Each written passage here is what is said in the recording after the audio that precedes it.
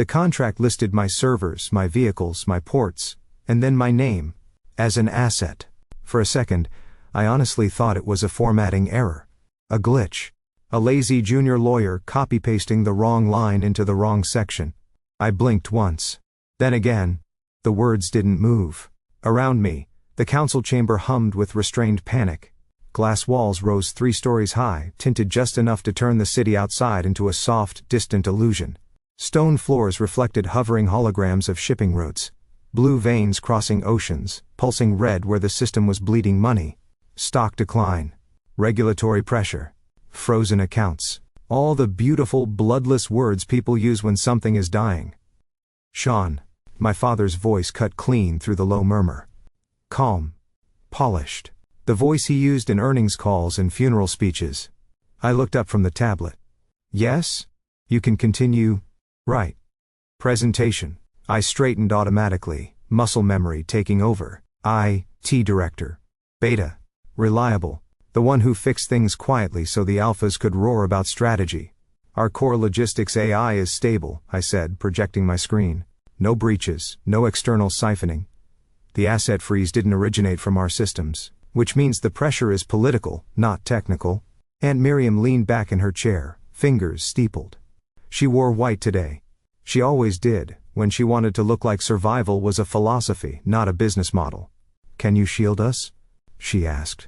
If the regulators escalate, I can slow them, I answered. I can't erase us. A few council members shifted. The air thickened. Stress has a smell. Sharp. Metallic. Wolves sense it even before the numbers confirm it. My father nodded once, slow, satisfied. Then we proceed, he said. A junior lawyer stepped forward and placed the tablet fully in my hands. If this story caught you, subscribe. More are waiting. Sign here, please. Integration agreement. I didn't question it. That should tell you everything about how I was raised. I scrolled. Pages of legal architecture. Access transfers. Shared liabilities. Oversight clauses. Infrastructure. Fleet. Systems. Normal. Then my finger paused. Assets under transfer. I wasn't even sure why my stomach tightened at the heading. I scanned. Core servers. Vehicle network. Port contracts. Satellite nodes. And then, Sean Hale. Operational custodian. I felt it before I understood it. Cold. Sudden. As if someone had poured winter directly into my abdomen. The room tilted. Not dramatically. Not enough for anyone to rush to me. Just enough that the stone floor no longer felt trustworthy. Custodian. Operational. Asset. My pulse surged so hard it filled my ears. The sound drowned out the council. The city. My own breathing. I scrolled back up. Then down again. My name stayed exactly where it was. Is this a joke? I asked. No one answered immediately. That was the real answer. My aunt's gaze sharpened, calculating. My father didn't look at me at all. He was watching the doors, as if timing something. You're listed as part of the integration, he said finally. Your access is inseparable from the architecture you designed. You know that. I'm not architecture. You're the key, Miriam said softly. And keys are assets. The word scraped. My mouth tasted like copper. The smell in the room shifted. Fear, yes, but also something older. Instinct. Pack tension. The kind that rises before blood or hierarchy. So you're transferring me, I said. Along with the servers. Don't be dramatic, my father replied. I laughed. It came out wrong. Thin. Almost hysterical. Before I could say something truly unforgivable, the doors at the far end of the chamber opened. Not with ceremony. With intention. The sound carried. Heavy. Final. Conversation died. Even the holograms seemed to dim. He walked in like he already owned the air. Tall. Dark suit. Controlled stillness that didn't belong to any boardroom wolf I'd ever met. His presence pressed against my senses before he even looked at me. Ozone, winter, something sharp and clean. A predator who didn't need to announce it. My father finally turned. Mr. Cross, he said. Only then did the man lift his gaze. And the first thing he saw was me. Vincent Cross didn't acknowledge me. Not when he stepped fully into the council chamber. Not when the doors sealed behind him with a muted hiss. Not even when my name was still glowing on the tablet in my hands like a brand. He went straight to the lawyers. "Show me the latest numbers." His voice was calm. Even. The kind of calm that didn't soothe, it commanded. A senior counsel moved instantly, projecting a new hologram between them. Debt curves. Port liabilities. Red projections stacked like open wounds over shipping lanes. Vincent studied them in silence. Up close, the effect was worse. He wasn't bulky. He wasn't loud. He was controlled to the point of violence, every line of him pulled inward like a drawn blade. Dark hair, neatly tied. Expression neutral. Scent. Wrong. Not wrong bad. Wrong as in, not corporate, not polished, not pack neutral. Wild. Threaded with steel. "Your eastern roots are bleeding you dry," he said. 3 ports operating at a loss. 2 more being propped up by shell insurance. "Your satellite uplinks are 5 years behind compliance." My aunt leaned forward. "We're aware." "No," Vincent replied, eyes still on the data. "You're avoiding." He flicked 2 fingers. The hologram shifted. New routes overlaid the old ones. Private networks. Independent lines. His lines. "I can absorb your fleet, stabilize your network, mask the exposure long enough to restructure." "And the cost?" my father asked. Vincent finally lifted his head. He looked at the council, at the lawyers, at the projections, at everyone except me. "Total access," he said. "Systems, ports, personnel." Personnel. My fingers tightened around the tablet. "And custodianship of the integrated architecture." That was it. I stepped forward. "Excuse me." No one acknowledged me. I said, "Excuse me." Vincent didn't turn. My heartbeat crashed against my ribs. I could feel the alpha pressure now, subtle but present, like gravity increasing by degrees. My skin prickled. My instincts snarled, useless and furious. "You don't get to talk about me like I'm freight," I said. Silence rippled. Slowly, Vincent angled his head, just enough to include me in the edge of his vision. "I'm not," he replied. "Freight is replaceable." Something cold slid down my spine. I moved closer, stopping just short of the invisible line my body was screaming about. "You bought my systems." I bought a threat. That made it out of me before I could stop it. "I am not a threat." Now he turned, fully. The look was intense, not angry, not cruel, just unbearably focused, like a scanner locking onto heat. His gaze moved over my face, my posture, my hands, my pulse apparently, because his eyes flicked briefly to my throat. Beta reactions are humiliating when you notice them happening. The flare of adrenaline. The urge to bristle and flee at the same time. My senses sharpened without permission. The room seemed to narrow until it was just the 2 of us, and a table full of people pretending not to exist. "You built an architecture capable of hiding a global network inside another," he said quietly. "You sit at the center of a collapsing corporate pack with regulatory heat and frozen capital, and you don't know what you're part of." He took a step closer. The air shifted. "That makes you a threat." My jaw clenched. "Or a victim. Those aren't mutually exclusive." For a moment, neither of us spoke. Then he looked past me, back to the lawyers. "Draft the final transfer." He turned away like the conversation was done. It wasn't. "You don't get to decide my life," I snapped. He paused at the doors. This time, when he looked at me, there was no distance in it. "Actually," Vincent Cross said, "you moved today." The doors slid open. And just like that, my old world stopped being mine. Vincent's main hub rose from the harbor like something alive.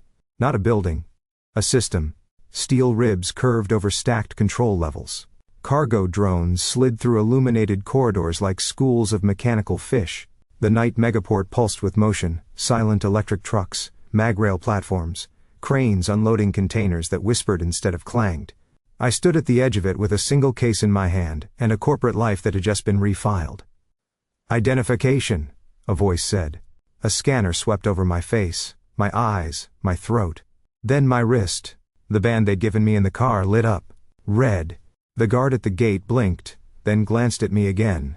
"Oh, sorry, it's just..."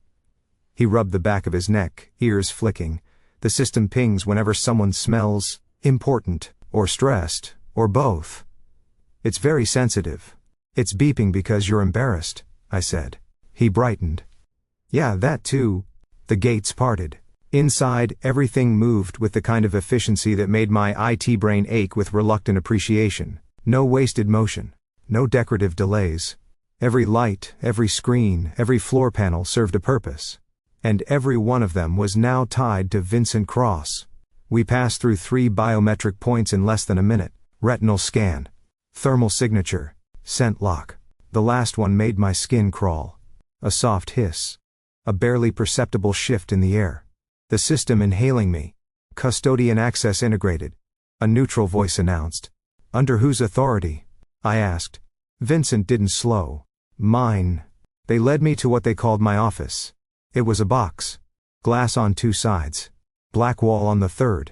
Door on the 4th. No windows. No view of the harbor. No sky. Just layered screens and a desk that hadn't yet learned how I liked my space arranged. I dropped my case. The desk lit up. Then dimmed. Then rejected my touch. Access denied, the system chimed. I stared at my own fingers. You've got to be kidding. I tried again. Nothing. A vending unit in the corner whirred when I approached. I selected coffee. Access denied. I laughed, sharp and incredulous. I've been sold and I can't even buy caffeine. From the doorway, Vincent spoke. Because you're not authenticated to the core. That's funny, I said. My name is literally in your assets list. He stepped in and placed his hand on the desk. The surface bloomed to life instantly. Ports, routes, live cargo flows, internal traffic. The system responded to him like a living thing recognizing its alpha. Then he lifted his hand and nodded once. Now. I placed mine where his had been. The system hesitated. Then, unlocked. A cascade of permissions spilled across the screens. Limited. Layered. Tethered. All your core actions are routed through my authorization, he said. You can observe. Diagnose. Build models. But not change the spine, I finished. No. I exhaled slowly. The room smelled faintly of ozone and salt. And him. They gave me a red access badge before we left the office. Level clearance, restricted. Cross oversight required. We moved deeper into the hub. Past control rooms. Past cargo elevators. Down into the server level. The temperature dropped. The noise vanished. This was the heart. Rows of vertical cores pulsed with contained light. Data flowed like quiet rivers inside transparent veins. The kind of place you didn't enter casually. Vincent keyed the lock. The door slid open. We stepped inside. Then he turned and shut it behind us. The sound was final. Heavy. Multiple seals engaged. He faced me across the glowing cores. Now, Vincent Cross said, you work here. And something in the air made it feel dangerously close to a promise. The server core never slept. Light moved through it like breath. Cold neon veins pulsed inside transparent columns, each one housing a segment of the network spine. The air was dry, filtered, faintly metallic, ozone and antiseptic and something sharper beneath it, something living that no amount of engineering ever fully erased. Vincent moved through the space like he belonged to it. Not like an owner. Like a lock. Core protocols are still under Hale architecture, he said, stopping at the central console. We're integrating oversight. Oversight, I echoed. That's a pretty word. His mouth didn't move. But the system did. Screens rose from the console in a layered arc. Permission trees unfolded. Command hierarchies. Live routes folding into new governing structures. I leaned closer despite myself. He was good. Not in the corporate, delegation-heavy way my family preferred. Vincent Cross worked like a field engineer. Direct, surgical, precise. He didn't flood the system. He threaded it. One line at a time. And every one of them led back to him. I recognized the logic halfway through. My stomach tightened. You're rewriting the spine, I said. I'm anchoring it. No. I stepped closer, scanning the code. You're inserting yourself into every escalation pathway, every emergency override, every deep layer correction. Yes. I turned to him. You're making yourself the only key. For the core, he agreed. The realization landed fully then. I could optimize. Patch. Build. Diagnose. But I couldn't alter the foundation, not without him. The servers hummed. The sound crawled under my skin, suddenly too loud, too intimate. My pulse synced to the slow, massive heartbeat of the system. You're holding me, I said. Vincent finally looked at me. Up close in the server light, his eyes reflected the data streams like fractured stars. There was no softness in his face. No apology.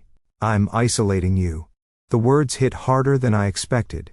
Anger surged hot and immediate. My muscles tensed. A useless reflex against someone my instincts insisted I shouldn't challenge. You think I'm a virus, I snapped. I think you don't know where your code has been, he replied calmly. And until I do, you don't touch the spine.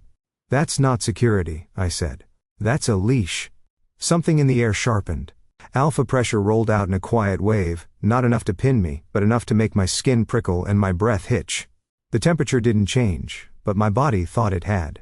Careful, he said softly. The word wasn't a threat. That was worse. I should have backed up. I didn't. Say it, I challenged. Say you don't trust me.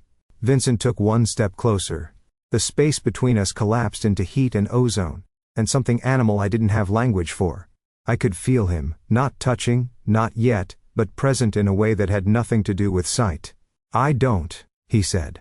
My jaw clenched. And I won't, he continued, until I know what you were built inside. For a long moment, neither of us moved. The servers whispered around us. Light crawled over his cheekbones, his throat, the pulse point I was very deliberately not looking at. We stood too close. Not fighting. Not agreeing. Just held. In the same charged stillness. And something in my chest shifted, unsettled, like a system that had just detected an unknown device on its network. By the third night, I stopped pretending I was leaving. The hub changed after midnight. The megaport outside dimmed, shifting into a quieter, deeper rhythm. Cargo movement slowed. Human traffic vanished.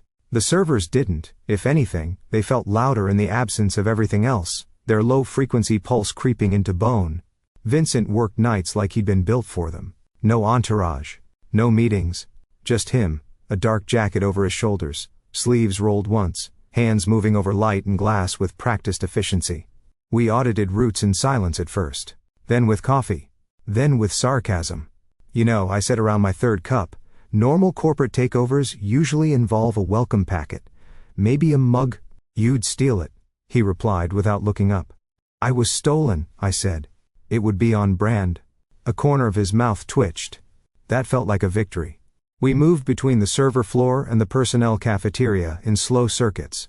The cafeteria at night smelled like recycled air and burnt espresso. One vending wall was permanently stuck on lemon protein bars. Another rejected my code 3 out of 4 times. I glared at it. It doesn't respect me, I informed the empty room. Vincent returned 5 minutes later and set a tray on the table in front of me. Soup. Actual bread. Something green that had never seen the inside of a machine. He didn't say anything. Just went back for his own coffee. I stared at the tray.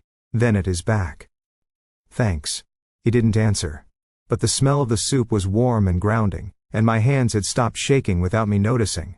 Sometime around 2, his wrist unit flickered and went dark. He frowned, tapping it once. Twice.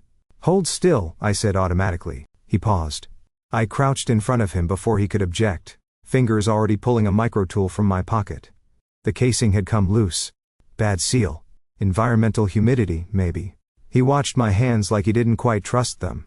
Your hardware team should have caught this, I muttered. They don't touch my personal gear. That's a terrible policy. Most of my policies are... I snorted before I could stop myself. The sound startled both of us. His head tilted. Not in challenge. In... interest. There it was again. That strange, focused attention, stripped of threat. Just looking.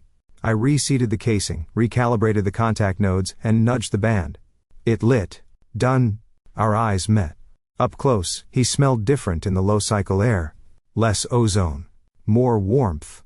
Something dark and clean and unexpectedly human. Thank you, he said. 2 words. They landed heavier than they should have. We didn't talk about work for almost 10 minutes after that. He asked where I'd learned deep system architecture. I told him about my mother's basement lab. About being 12 and coding between stacks of old drives while my family argued upstairs. He told me, briefly, that he hadn't grown up in a corporate pack. That explains a lot, I said. Such as... Why your systems feel like they were built to survive instead of impress. That earned me a real look. A real one. Back on the server floor, I started noticing patterns I hadn't seen before. Not in his routes. In the merged data. Micro delays. Ghost handoffs. Thermal shadows where cargo manifests insisted nothing was there. Vincent, I said slowly. He came to stand beside me. I pulled up the overlay. A container slid through a closed port on the screen. Empty on record. But the thermal readout bloomed. Warm. Irregular. Alive. That's not a sensor glitch, I said. The system hummed around us, suddenly too quiet. Then, what is it? He asked. I swallowed. A container, I said. That isn't empty. The analytical chamber was sealed off from the rest of the hub. No windows, no ambient port light, no traffic hum. Just a circular room of matte black panels, and a central projection well that turned data into living space. Vincent keyed us in, and the door locked behind us. The silence was immediate. Pressurized. The kind that made every breath sound like a decision. Pull everything tied to that container, he said. I didn't answer. I was already moving. The projection well bloomed to life. Root trees unfolded. Cargo manifests. Thermal overlays. Biometric ghost reads. I built the cross-references on instinct. Fingers flying through layered permissions, digging beneath the surface logs into the substrate where the real story lived.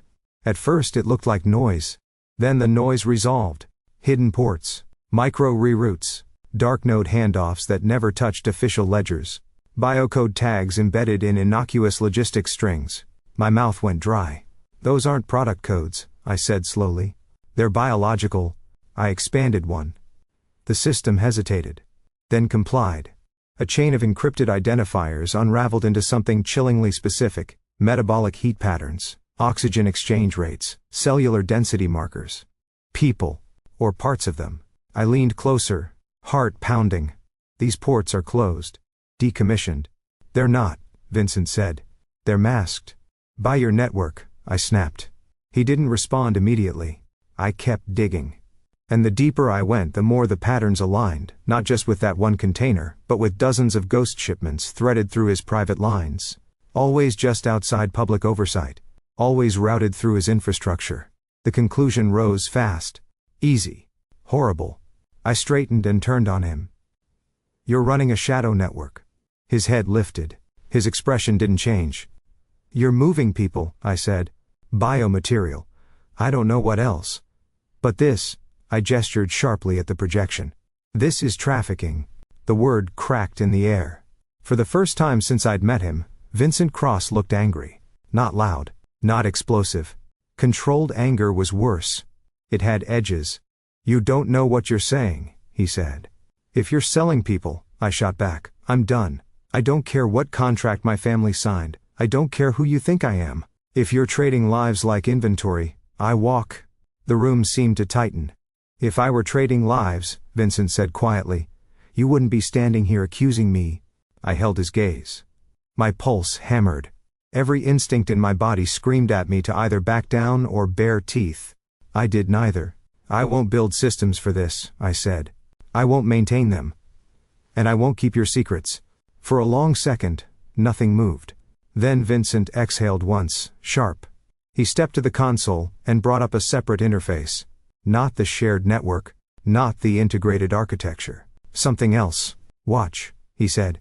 He entered a code I couldn't see. The projection dissolved and rebuilt itself. New layers appeared. Independent audits.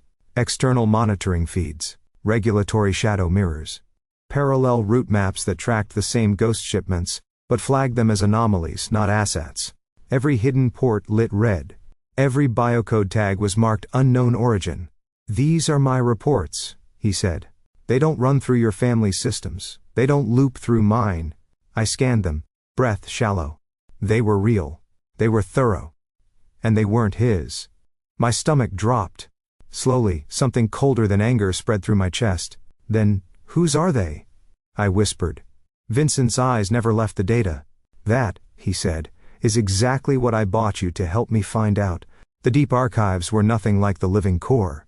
No glow. No open movement. Just long corridors of sealed data vaults and cold storage towers humming at frequencies meant to preserve, not perform. This was where systems went to sleep. And where they hid their bones. Vincent authorized full descent. The elevator sank far below the operational levels, past redundancies, past disaster backups, into a layer the hub rarely accessed unless something had already gone wrong. The doors opened to dim blue light, and air so cold it tightened my lungs. "Welcome," I muttered, rubbing my hands together, to the corporate subconscious. We worked in silence. I pulled mirrored copies of his anomaly reports. He fed them into a sandbox environment. I layered my own access frameworks over them. Not to override, he still controlled the spine, but to cross-reference. 2 systems. 1 shadow. Patterns began to surface. Not new ones. Old ones. "These keys," I murmured, expanding an authentication tree. "They're not external." They weren't his. They weren't random. They were legacy. I accessed a restricted node that shouldn't have existed anymore. A buried handshake protocol from my earliest network designs, something I'd built years ago to allow rapid internal migration between family subsidiaries. A skeleton key. My skeleton key. Cold crept higher in my chest. "That architecture," I said slowly, pulling up a schematic, "is Hail Foundation code." Vincent leaned in beside me. "What does that mean?" "It means..." My fingers moved without conscious thought, tracing structures I knew the way you know your own scars. "It means whoever built these ghost routes used my system as the shell." The overlay sharpened. Ports aligned. Reroutes nested inside legitimate corridors. Obfuscation layers that looked like my own design philosophy. Distributed misdirection, modular blindness, compartmentalized truth. I'd been proud of that once. Designed to protect intellectual property. To make internal theft impossible. I'd never designed it to hide people. I expanded the base. Dove deeper. Older. There. A buried node responded to a handshake it had no business recognizing. The system asked me a question. I answered it. The archive opened. And suddenly I wasn't looking at Vincent's network or even the merged infrastructure. I was looking at a version of my own. Early builds. Prototype branches. Ghost servers. I'd spun up in my family's private environment before I'd ever been given a director title. The realization hit like a dropped elevator. Not sharp. Endless. "This isn't piggybacked on your roots," I said hoarsely. Vincent went very still. "It's wearing mine." I pulled up the core lineage. Every shadow route branched from a Hail internal gateway. Every hidden port was a child of a family asset. Every biological code was wrapped in a transport architecture I had designed to be invisible from the outside. The room felt too small. Too sealed. I took a step back from the projection. My pulse loud in my ears. "These aren't your ghosts," I said. My mouth tasted wrong. "These are mine."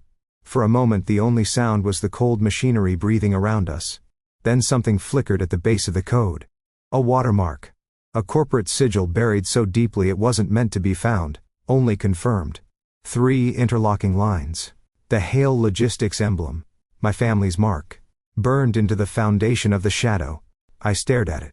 And in the cold archive light, with my own architecture laid bare around it, the truth finally finished forming. The shadows weren't hiding in my work. They were built from it. I don't remember walking back to my office. I remember sitting. I remember the door sealing. I remember the lights dimming to my personal settings without me touching anything. And then I remember my terminal waking up. My hands were shaking. Not visibly. Not dramatically. But enough that the biometric reader hesitated before recognizing me, and the delay felt like judgment. The personal interface unfolded around me in soft arcs of light. This wasn't Vincent's system. This was mine, my workspace, my tools, my visual language, the way I organized thought. I pulled the archive ghost framework into a private sandbox. Then I started digging. Not like an analyst. Like a coroner. The first layer was transport protocol. Standard. Dry. Capacity. Weight. Environmental control. The second layer was where my stomach turned. Thermal sustainability curves that weren't for machinery. Atmospheric variance allowances that weren't for produce. Metabolic stability buffers. I isolated a tag. Unwrapped it. The system resolved it into a biological transport schema. Oxygen cycling. Carbon dioxide saturation. Heat dissipation through living tissue. My throat closed. I expanded another. Cellular density coefficients. Fluid displacement ratios. Shock thresholds. People.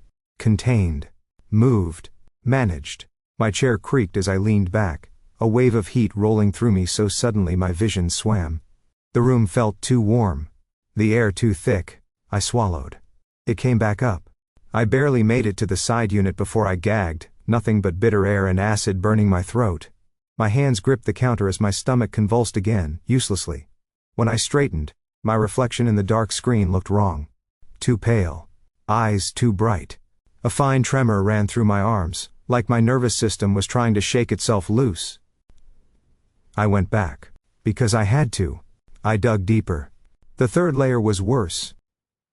The third layer had destinations. Private facilities. Mobile labs. Sites flagged as medical logistics. And the cargo classifications. They weren't names. They were logistics signatures. HLV 3.7. Biological medium. High volatility. HTMP 4.2. Temperature sensitive organic unit. HINT 1.1. Integrated live resource. Resource. I pressed my fingers to my mouth and tasted metal. Signatures followed each shipment. Authorization chains. At first glance, they looked like routine clearance codes. When I stripped the masks away, I recognized the structure immediately. Family authorization logic. Council hierarchies. Executive overrides.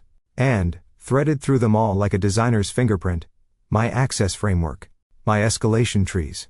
My efficiency shortcuts. I'd built them to protect trade secrets. They'd been used to protect crimes. A tremor went through me, sharper this time, rattling my teeth. Heat built behind my eyes, not tears exactly, more like pressure, like something wanted out and couldn't find the right exit. I wasn't an outsider who'd failed to see. I was infrastructure. Every clean audit I'd run. Every system optimization. Every smug moment of no anomalies detected. All of it had been true. Because I had made sure anomalies couldn't exist. My breath came too fast. My skin felt too tight. The room smelled faintly of ozone and something coppery and wrong. I slid down in the chair, forearms braced on my knees, head bowed. What was I? If the systems that defined my worth had been moving bodies in the dark. What was I, if the code I was proud of had carried people like freight? The terminal chimed softly. Awaiting next query. I stared at it through the blur. And for the first time in my life, I didn't know whether I was looking at a tool or a mirror. The family council chamber looked exactly the same on a screen. Same stone backdrop. Same sigil embedded in the wall. Same carefully arranged seats, each one positioned to reinforce who mattered and who merely functioned. Only now, I was no longer standing in the center of it. I was framed. The secure channel locked. Encryption cascaded. Identity confirmation ran twice before the faces appeared. My father first. Then my aunt. Then the rest of the council, arranged in their familiar arc like a tribunal that had never once called itself one. Sean, my father said, you look unwell. I didn't return the greeting. I found the ghost routes. A pause. Micro. But real. I accessed the buried architecture, I continued. The biological transport layers. The masked authorizations. The legacy keys. I let the data speak. I pushed the projection into the call. Thermal tracks. Hidden ports. Biocode transport protocols. Silence spread across the screens. Not shock. Recognition. My aunt exhaled slowly. Almost regretful. So, she said. You finally followed your own work to its logical conclusion. My hands curled into fists in my lap. You're moving people. Resources, one of the elders corrected gently. Don't, I snapped. Don't turn bodies into inventory in front of me. My father's gaze hardened. Lower your tone. Or what? I demanded. You'll freeze my accounts? Oh, right. You already did. A murmur rippled. My aunt leaned forward. Sean. What you've uncovered is sensitive. But it is not criminal in the way you're framing it. It is logistics. It is protection. Protection of what? I said. Your margins? Survival, she replied. Of the pack. Of the family. Of our autonomy. You're disappearing people. Not people, she said calmly. Subjects, volunteers, assets transferred through legal gray corridors. Every empire has them. I didn't consent to building cages, I said. You consented to building a system, my father replied. And systems are used. His voice softened, just a fraction. You're not outside this, Sean. You're part of the structure. You always have been. The words slid into me like ice. Which is why we can resolve this. Miriam added. Quietly, a file appeared in the shared space. Erasure protocols. Comprehensive. Elegant. Designed by someone who knew my architecture intimately. We can wipe the archive, she said. Collapse the ghost layers. Attribute the anomalies to Vincent Cross's private network. The regulators will follow the trail we give them. My father nodded. We'll reintegrate you once this turbulence passes. Your position will be reconsidered. You'll be protected. Protected. My mouth tasted like blood. You want me to delete it, I said. To bury them. To protect us, he corrected. The room seemed very far away. For a moment, I saw myself as they did. A stabilizing factor. A valuable component. A beautifully designed piece of infrastructure that had developed the unfortunate habit of speaking. I looked at my father. At the man who'd taught me my first encryption sequence at 8 years old. Who'd watched me dismantle my first server rack with shaking hands and called me brilliant. Were they ever real to you? I asked quietly. The people in those containers. His expression didn't change. That is not the question. Something broke, not loudly, not in a way anyone else could hear. But it broke all the same. I won't do it, I said. Miriam's eyes sharpened. Sean, I won't erase them. I won't mask this. I won't be your firewall. You don't understand the consequences, my father said. I understand them perfectly, I replied. I just don't accept them. I reached out and disabled the shared projection. The sigil vanished. The faces froze. Sean, my aunt began. I terminated the channel. The screen went dark. The silence afterward was enormous. And for the first time in my life, I was not inside the pack. I was outside it. Alone. And breathing. The server floor was almost dark, not powered down, never that. But running in low cycle mode, the lights dimmed to a deep, quiet blue. The great cores pulsed slowly, like something massive asleep beneath glass. It felt like a place people confessed in. Vincent stood near the central column, reviewing a silent diagnostic stream. He looked up the moment I stepped in. He didn't ask where I'd been. He just watched my face. They didn't deny it, I said. He didn't move. My family. The council. I stopped a few feet away from him. Far enough not to feel him in my bones. Close enough that I already did. They offered to erase everything, to blame you, to make it disappear. And I inhaled. It shook. I'm going to the regulators. The words seemed to hang between us, suspended in the soft hum of the systems. They'll take the data, I continued. All of it. The routes, the facilities, the authorizations, the entire buried layer.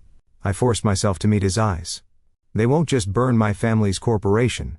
They'll tear through any network it's touched. Including yours, I didn't say. I didn't need to. His jaw set, just slightly. You know what that means, he said. Yes. My throat felt too tight for how calm I sounded. It means raids. Asset seizures, frozen lines, your ports, your satellites, your partnerships. They'll crawl through everything you've built. Your competitors will circle before the warrants even print. And for you? I become a witness. I let out a breath that felt like it came from somewhere deeper than lungs. A hostile one. Your family will come for you. Yes. They won't try to argue again. I know. The silence stretched. The servers whispered. Vincent stepped closer. Not into my space. Into my line of sight.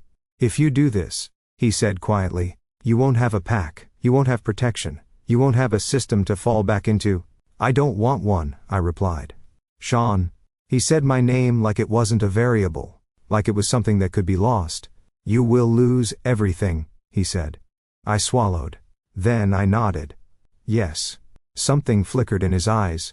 Not anger. Not calculation. Understanding.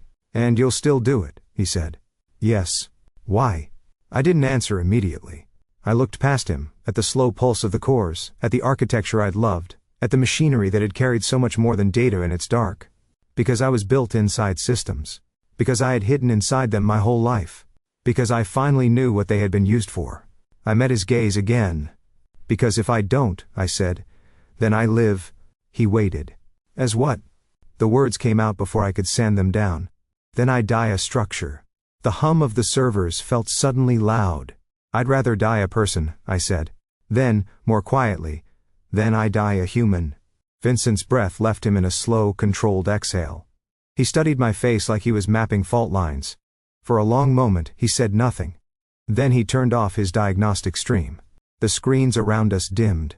He didn't tell me to leave. He didn't call security. He didn't step away. He stayed. And in the low blue light of the server floor, with my future in free fall around us, that felt like the most dangerous choice either of us had made. We didn't announce it. We prepared. Vincent isolated a sterile export channel. One way, time-gated, stripped of any traceable architecture.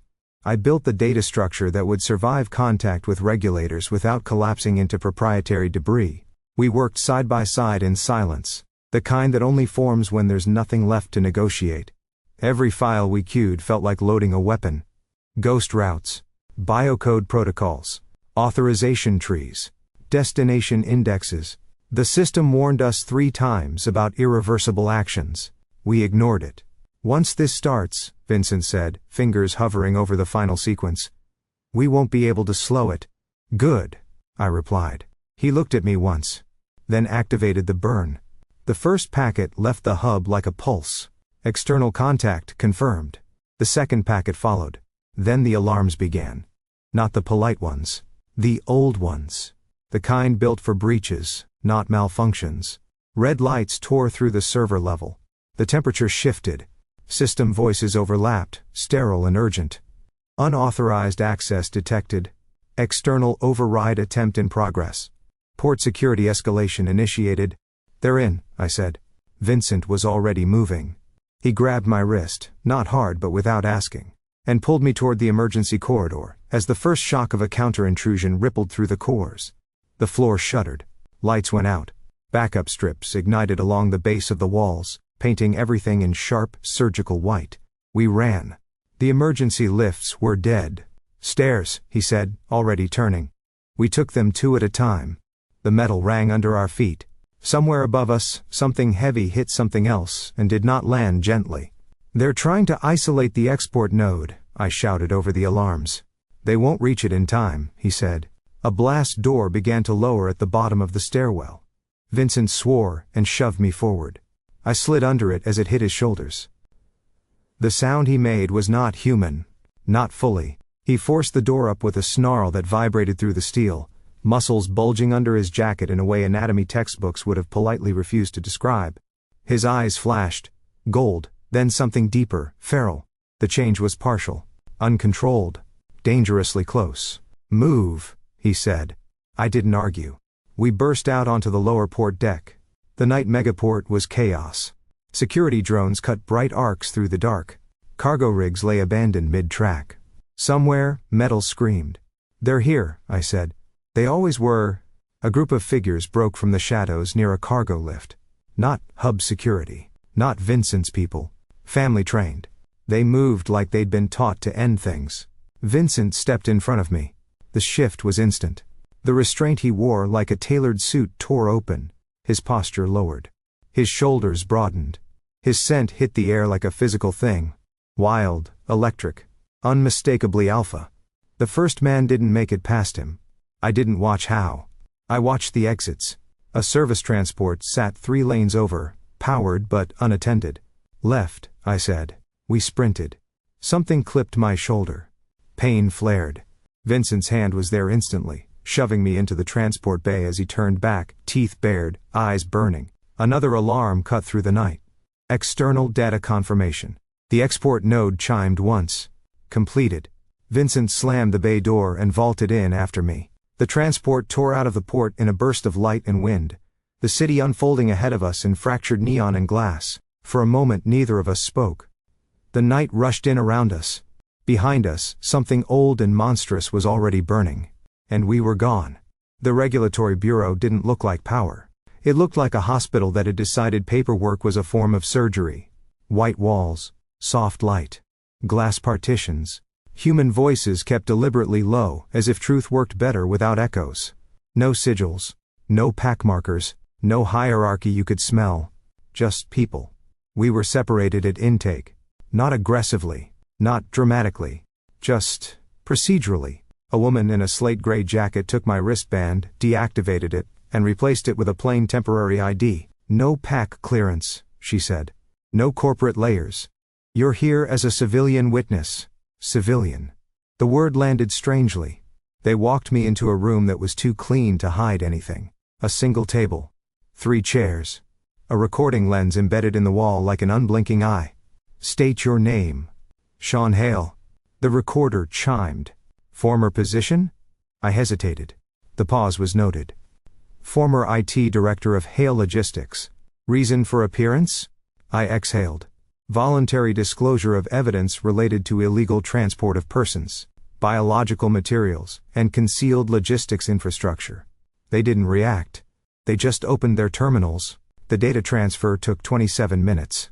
In that time, I watched my life compress into progress bars, ghost routes, authorization trees, facility indexes, internal correspondence, prototype architecture, everything I had built, everything that had been done with it. When the last file confirmed, the room felt emptier, as if something structural had been removed from the air. Then the questions began. Hours of them. Some technical, some ethical, some so simple they hurt. When did you first suspect? Who had access? Were you aware? Did you ever authorize? No. No. No. I don't know. Yes. God, yes. At some point, they gave me water. At some point, my hands stopped shaking. At some point, exhaustion settled so deeply into my bones, it felt like gravity had been turned up. They let me out near evening. The waiting area was quiet. Human quiet. A man flipping through a magazine. A woman tapping her foot near a charging station. Someone laughing softly at something on a screen. No wolves. No suits. No sense of being measured. A wall-sized display across the room cycled through current enforcement bulletins. I wasn't looking for it. That was the worst part. But my eyes still found the name. Breaking, multi-node raid dismantles Hale Logistics substructure. Sealed indictments issued against senior council members. My father's face appeared beneath the headline. Then my aunt's. Then the corporate emblem. Then the words, Key Witness, Sean Hale. My stomach hollowed. Not with regret. With finality. People were reading it. Glancing up. Glancing away again. I was a headline. A data point. A liability turned public. And yet, for the first time since I'd walked into the council chamber, my chest expanded when I breathed. It didn't fix anything. It didn't give anyone back. It didn't cleanse the past. But the silence inside me was cleaner, not empty, just no longer occupied by a lie. I sat down, closed my eyes, and let myself feel both at once. The devastation, and the relief. The temporary office had 2 desks, one flickering wall screen, and a window that refused to close all the way. It whistled when the wind came off the water. Vincent said it was fine. I said it sounded like a dying kettle. We both lost the argument to duct tape. We didn't call it a company yet. It was a room, with terminals, and a legal registration number that looked fragile enough to snap if you stared at it too hard. No empires, no fleets. No silent armies of systems humming beneath our feet. Just space. At night, we went back to the apartment above it. 1 bedroom. 1 couch. 1 kitchen drawer that stuck unless you lifted and swore at the same time. Vincent took the couch without discussion. The first night, I lay awake listening to him shift, the unfamiliar sound of someone else breathing in my dark. Not guarding. Not watching. Just existing. The second night, he fell asleep with a book on his chest. It was upside down. In the mornings, we fought about coffee. This is not coffee, I informed him, staring into my cup. This is hot regret. He leaned against the counter, arms folded. You drank it. Because I'm polite. You grimaced. Emotionally. He watched me take another sip, then silently reached past me, pulled a second mug from the shelf, and poured his into it. Try that. I did. My eyebrows shot up. Okay, that's unfair. What? That's actually good. A pause. Then, very clearly, he smiled. Not the edge of mouth twitch. Not the controlled expression. A real one. It startled a laugh out of me before I could stop it. The sound felt foreign. Like finding an old file you didn't remember saving. We started doing ordinary things badly. Grocery shopping. Arguing over whether bread should be soft or structurally sound. Figuring out that neither of us knew how to work the building's laundry system. At the cafe down the block, the barista learned our names. Vincent didn't know what to do with that. You're allowed to just be here, I told him when he stiffened at the casual familiarity. I am here, he replied. No, I said. You're positioned. That earned me a look. But he came back the next day. And the next. One evening I was standing on a chair trying to fix the office window latch when it slipped. The world tilted. I didn't fall. His hands were on my waist, steady and warm and very real. For a second, neither of us moved. The contact wasn't instinctive. It wasn't territorial. It wasn't about dominance or protection. It was considerate. His grip loosened, but he didn't pull away. Are you okay? He asked. Yes, I said. Neither of us let go immediately. When he finally stepped back, the space he left felt noticeable, not empty, just aware. Later, sitting on the office floor with our backs against opposite desks, sharing a takeout box we absolutely should not have trusted, I glanced at him and said, You know we're terrible at being normal. Yes, he agreed. A beat. I don't hate it. I smiled. And this time, he didn't look away. Morning changed everything. Light didn't just enter the new office, it claimed it. The space was still half empty. No permanent signage yet. No worn paths on the floor. Just glass walls, pale wood, and a wide stretch of windows that turned the city into something bright instead of something watching. Our company name sat on the registration display in clean, unassuming letters. Not a legacy. Not a pack brand. Not a sigil. Just a name. A route you could read. Vincent stood at the window with a cup of coffee that no longer offended me. He wasn't in a suit. He rarely was now. Dark shirt. Sleeves rolled. Sun on his hands instead of server light. I was at the central table. 3 screens raised in a half arc around me. Blank. That was the point. For the first time in my professional life, I wasn't integrating. I wasn't optimizing someone else's structure. I wasn't inheriting a spine already bent around secrets. I was designing from zero, transparent routing, open audit layers, public-facing verification nodes, a system built not to hide, but to show. The architecture bloomed as I coded, clean, modular, readable, not beautiful in a dramatic way. Beautiful in the way bridges are, in the way lungs are, built to carry without concealing what they carry. Your coffee's getting cold, Vincent said behind me. I hadn't heard him move. He set the mug beside my hand. I didn't reach for it immediately. I turned instead. He was close, not crowding, just present. The glass wall behind him caught the morning and threw it back in fractured lines. The city beyond looked softer from this height. Less like a machine, more like a place people actually lived. You don't hover anymore, I observed. I'm learning, he replied. I studied him for a moment. Not as a threat. Not as an alpha. Not as the man who had bought my life on a conference table. Just as Vincent. The one who had stayed. I finished the core, I said. He glanced at the screens, then back at me. Already? It's smaller, I said. On purpose, he nodded once. Then, after a second, he did something that still felt new. He reached out. Not to restrain. Not to guard. He brushed his fingers against mine where they rested on the table. Light. Questioning. I turned my hand over and let them lace. His breath changed. So did mine. We stood like that, framed by glass and early sun, and a system that hadn't yet learned what it would become. And in that quiet, with nothing humming under our feet but the ordinary electricity of a city waking up, the truth settled fully into me. I had been listed, catalogued, transferred, defined. They had sold me like infrastructure, but I hadn't stayed that way. I had broken the architecture that named me property. I had walked out of a pack that called survival virtue and silence loyalty. I had chosen a burn over a structure, and in the open space that followed, something else had formed. Not ownership, not control, not a contract, a direction, a choice. I closed my eyes briefly, feeling the warmth of his hand, the quiet steadiness of his presence, the simple fragile reality of this morning. They sold me as an asset. I remained as a person, and I chose who to be alive with. Vincent squeezed my fingers once, gentle and deliberate. Outside, the city moved. Inside, our first route was already open.